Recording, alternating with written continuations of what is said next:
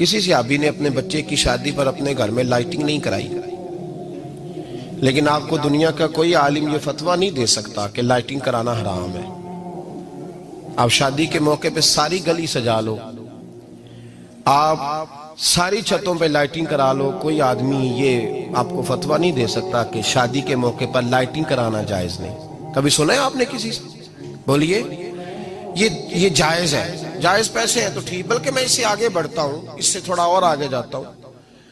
حضرت عائشہ صدیقہ رضی اللہ تعالیٰ عنہ فرماتی ہیں میرا جو کمرہ تھا نا جس میں میں حضور کے ساتھ رہتی تھی اور ایک لمبا زندگی کا عرصہ گزارا، اس میں 3 آدمی سو سکتے تھے، چوتھے کے لیے جگہ ہی نہیں تھی، اور کچا تھا، کھجور کے تنے کھڑے کر کے اس پر کھجور کے پتوں کی چھت ڈالی گئی تھی۔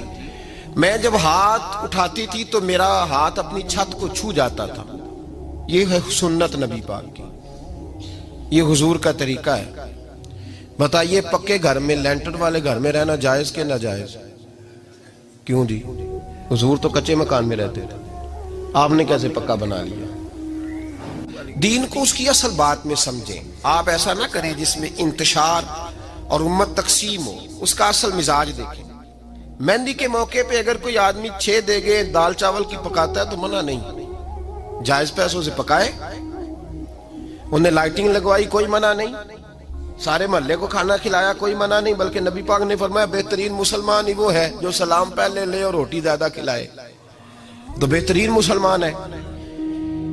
ناجائز کیا ہے؟ ناجائز ہے شادی کے موقع پر بینڈ باجا بجانا، اس میں رقص کرنا، اس میں بھنگڑے ڈالنا، عورتوں مردوں کا اختلاط ہونا، عورتوں کی مووی بنانا، یہ چیزیں ناجائز ہیں۔ تو جو ناجائز ہے اس پہ پابندی لگائی جائے گی، جو جائز ہے اس کے بارے میں یہ کہا جائے گا کہ بھائی احتیاط کی جائے، سنت کی طرف دیکھا جائے تو بہتر یہی ہے۔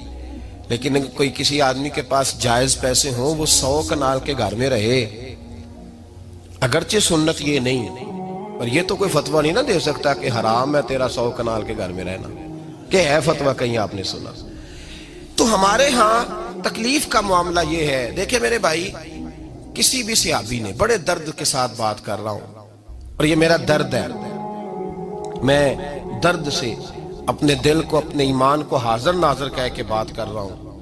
امت بٹ جاتی ہے ہر موقع پہ یار، ہر جگہ ہی تقسیم ہو رہی ہے امت مسلمہ، ہر روز کچھ نہ کچھ فتوے ایسے مل جاتے ہیں جس میں دراڑیں پڑتی ہیں۔ کسی صحابی نے کسی مسجد کے اندر اشتہار چھپوا کے، اعلان کرا کے درس قرآن کرایا ہے کبھی؟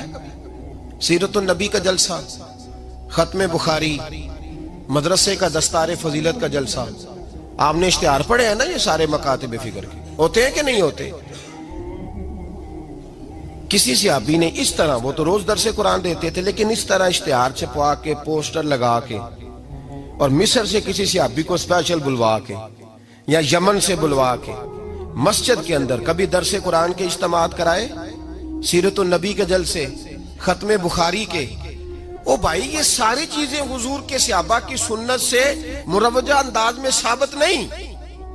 مجھے بتا میرے بھائی، میں درد کے ساتھ تجھ سے سوال کرتا ہوں کہ سیرت النبی کے جلسے میں تو پشاور سے مولانا بلائے، پنڈی سے بلائے، تو گجرات اور کراچی سے لوگوں کو بلا کر کے اگر سیرت کا جلسہ کرائے، اور تو اس میں ایک آدمی کو کراچی سے بلوایا جا رہا ہے تو تو نے اس کو 20,000 کی ٹکٹ بھی دی، اور اشتہار پہ بھی جلسے پہ خرچ ہوا، پھر لنگر بھی پکا، کھانا بھی تو نے کھلایا، نہ تجھے کوئی بیوہ یاد آئی، نہ تجھے کوئی مسکین یاد آیا، نہ تجھے کوئی غریب یاد آیا؟